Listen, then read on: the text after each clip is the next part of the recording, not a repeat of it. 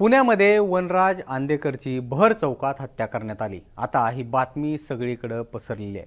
ही हत्या दुसऱ्या तिसऱ्या कुणी नाही तर त्याच्या फॅमिलीतीलच काही जणांनी घडवून आणल्याचं जवळपास स्पष्ट झाले। कौटुंबिक आणि प्रॉपर्टीच्या वादातून हा खून करण्यात आले असल्याचं पोलीस तपासात निष्पन्न झाले। या प्रकरणात वनराजच्या बहिणीसह वनराजचा दाजी, वनराजचा भाचा आणि एकूण 10 ते 15 जणांना अटक करण्यात आलेली आहे। रविवारी रात्री 9च्या सुमारास वनराज आंदेकर हा त्याच्या चुलत भावासोबत इमानदार चौकामध्ये उभा होता। यावेळी काही लोकांनी त्याच्यावरती गोळीबार केला आणि त्यानंतर कोयत्याने सुद्धा त्याच्यावरती वार केले।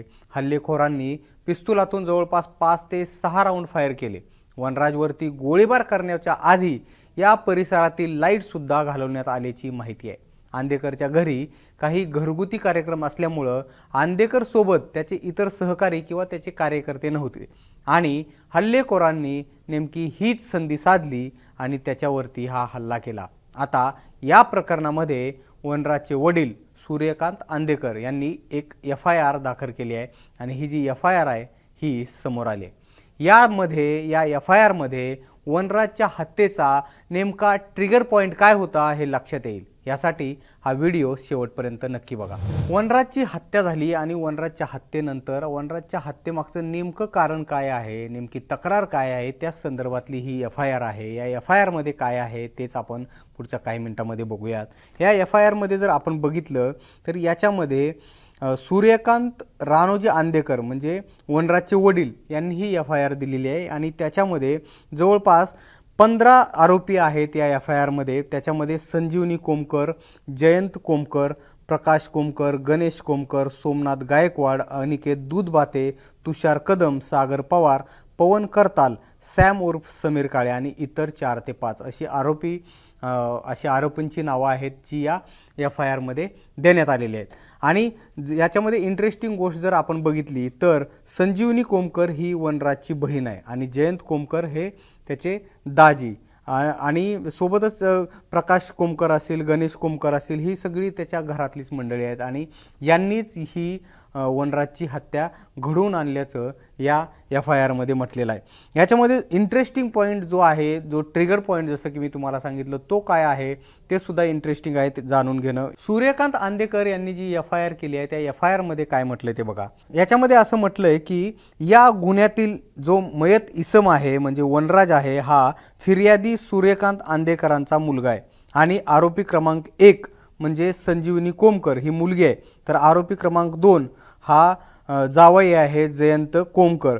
सदर आरोपींचे म्हणजे संजीवनी कोमकर आणि जयंत कोमकरचे 1 सप्टेंबरला आकाश सुरेश परदेशी याच्यासोबत वाद झाला होता आणि या संदर्भामध्ये तक्रार देण्यासाठी हे सगळे समर्थ पोलीस स्टेशनमध्ये आले होते, जिथं ही FIR नोंदवली गेलेली आहे। या पोलीस स्टेशनमध्ये हे सगळेजण आले होते। यावेळी शिवम आंदेकर आणि वनराज आंदेकर हे सुद्धा तिथं पोलीस स्टेशनमध्ये आले होते आणि पोलीस स्टेशनमध्ये संजीवनी कोमकर आणि जयंत कोमकरनं आकाश परदेशीला मारहाण करत असताना हे भांडण शिवम आंदेकरनं सोडवलं आणि त्यानंतर संजीवनी कोमकरनं वनराज आंदेकरला थेट धमकी दिली।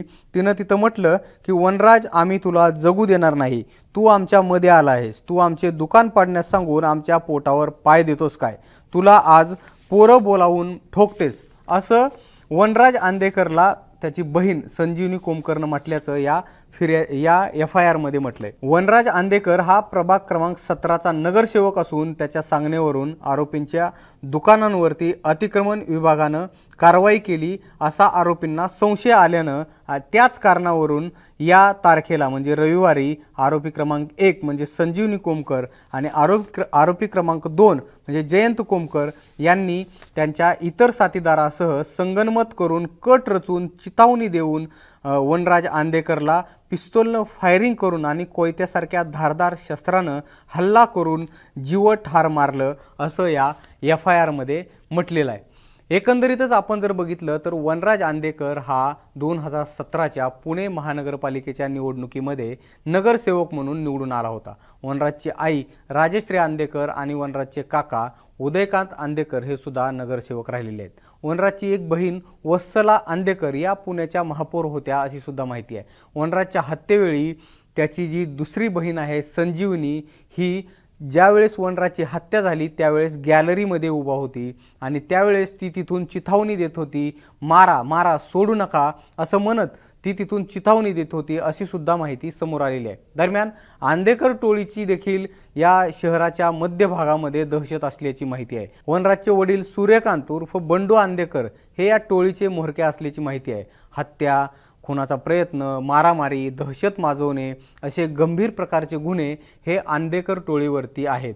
वनराज आंदेकर हत्या प्रकरणातील एक आरोपी असलेला सोमनाथ गायकवाड हा आधी आंदेकरांच्या टोळीमध्ये होता, मात्र आंदेकर टोळीनं गायकवाडच्या एका साथीदाराचा नाना पेठेतच खून केला। त्यामुळे सोमनाथ गायकवाडनं आंदेकरच्या टोळीतून फुटून आपली स्वतःची टोळी तयार केली होती अशी सुद्धा माहिती आहे। त्यामुळे बदल्याची एक किनार सुद्धा या हत्येला असल्याचं बोललं जाते।